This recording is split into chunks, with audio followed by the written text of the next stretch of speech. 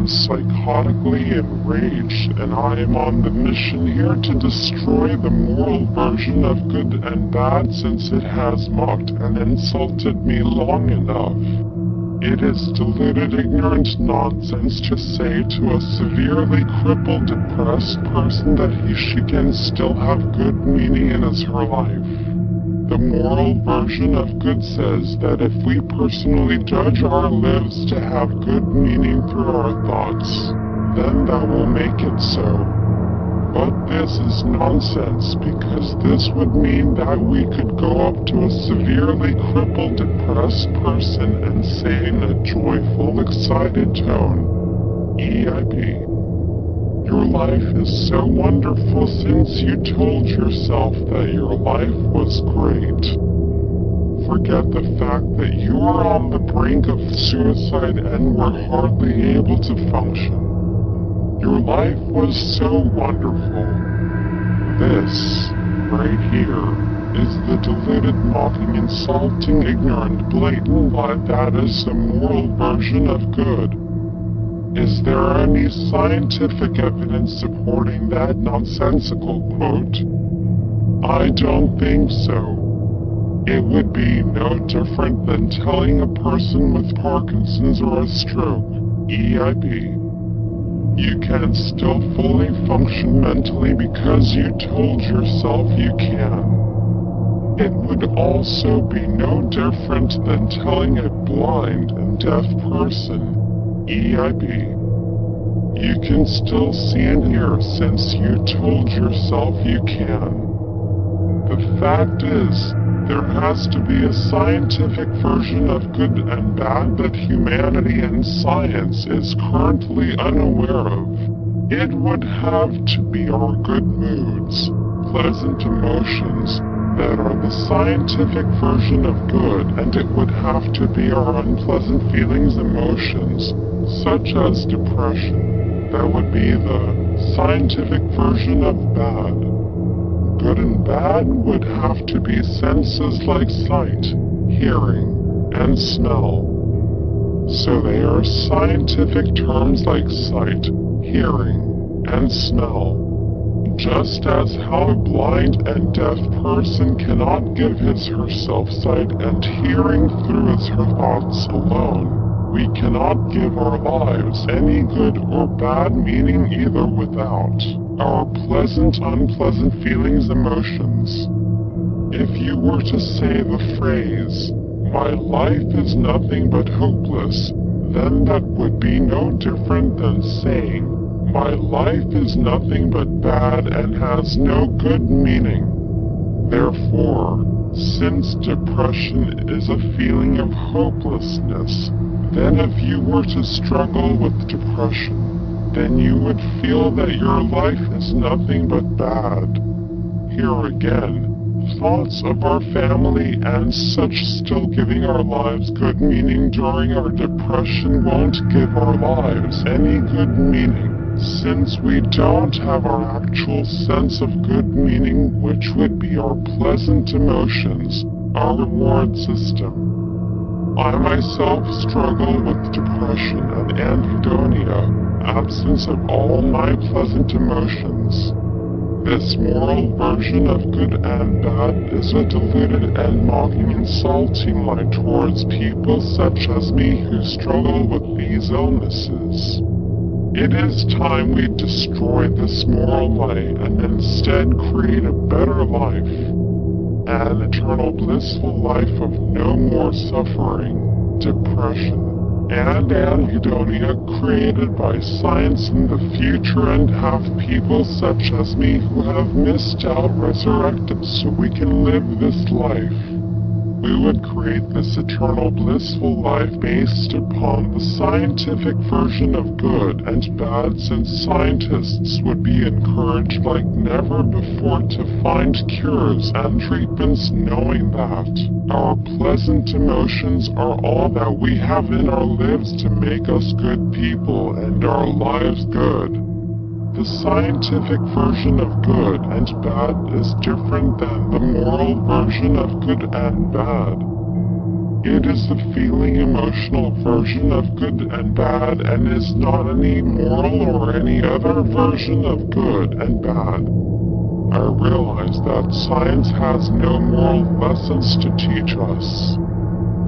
So you might say that there is no scientific version of good and bad. Like I said before, morality is not the same thing as good and bad. So it would no longer be morality. We would instead have to refer to it as something different. We would instead have to refer to it as us interacting and socializing as human beings and nothing more. Good and bad would instead have to be something completely different. It would have to be the scientific version of good and bad, which would be the feeling emotional version of good and bad. Any foolish acts that result from our pleasant emotional experiences would no longer be referred to as bad. If you fight for your family, then that would not be anything good as long as you did not derive any pleasant emotions from doing so. It would just simply be referred to as you solving a problem that hinders or threatens the survival of your family. You refers to your conscience since that is what makes you you, and is what makes you alive in the first place. Therefore, it can only be your experience of pleasant feelings, emotions that would make you a good person, and it can only be your experience of unpleasant feelings, emotions that make you a bad person. So with that being said, a depressed person who chooses to help others all around the world would be a bad person with nothing but a bad life. But a sociopath such as Hitler who derives pleasant emotions from harming innocent people would be a good person with a good life. But the moral version of good would say that if someone is a morally good person, that we would admire and compliment him or her. If someone is a morally bad person, then we would have scorn and detest towards him or her. That is different than the feeling emotional version of good and bad. So just because a depressed person is bad and just because a sociopath is good does not mean we should have scorn detest towards the depressed person and admire compliment the sociopath. I can't help but really wonder if the moral version of good and bad really is fake, even though we do not realize it yet. That we are all just blindly believing in it when it was never true to begin with. Society teaches us lies. This is a known fact of life. It happens so much throughout the world, and we are all nothing more than just blindly believing in them. The fact is, we can't trust anyone. We can't trust everything we have been taught. Even though the moral version of good and bad might have supporting evidence, that doesn't necessarily make it true. The fact is, there could be new tests and new evidence supporting my theory that we need to find out. The moral version of good and bad says, how you feel is nothing important. It is nothing good or bad in of itself. It is all about your thinking. Just simply change your thinking and you can live a life that has good meaning. I find that quote to be a mocking insult to me. It is ignorant, deluded nonsense towards the person depression and suffering. Really, if depression and all the suffering, unpleasant feelings, emotions, were nothing bad, then why are there so many people trying to find better treatments and cures for it? It should all just be a matter of changing one's thinking, acts, and way of life, and nothing more. When we look at a severely crippled, depressed person and feel sadness and grief over him or her, would it just simply be nothing more than because she has a pessimistic mode of thought towards life? No. It is instead because she is going through so much suffering. She has a crippling experience of an unpleasant feeling emotion that gives nothing but bad and horrible meaning to her life. That is known as depression. Therefore, depression in of itself has to be bad, and it has nothing to do with our way of thinking. It is the scientific version of bad. The opposite would be the scientific version of good, which would be our pleasant feelings, emotions. And, of course, having neither pleasant nor unpleasant feelings, emotions would only render you and your life having neutral, neither good or bad, value and worth. I mean, it all adds up to there being a scientific version of good and bad.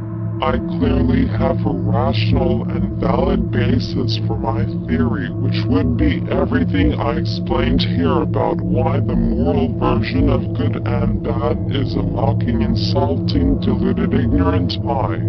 The term rewarding experience has been defined through science as only being our reward system, pleasant emotions, and not our thoughts alone, since our reward system is the only function of our brains that can give us a rewarding experience.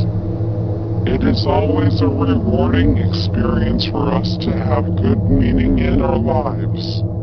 For example, if you perceive good meaning towards your family and living for them to help them out, then that is always a rewarding experience for you. You are perceiving a rewarding experience towards the helping of your family and towards living for them. Therefore, it would have to be our pleasant emotions that can be the only things that can give good meaning to our lives. To say that something can have good value and worth to you even though it is not a rewarding experience for you would be no different than saying that something can be a rewarding experience for you, even though it is not a rewarding experience for you.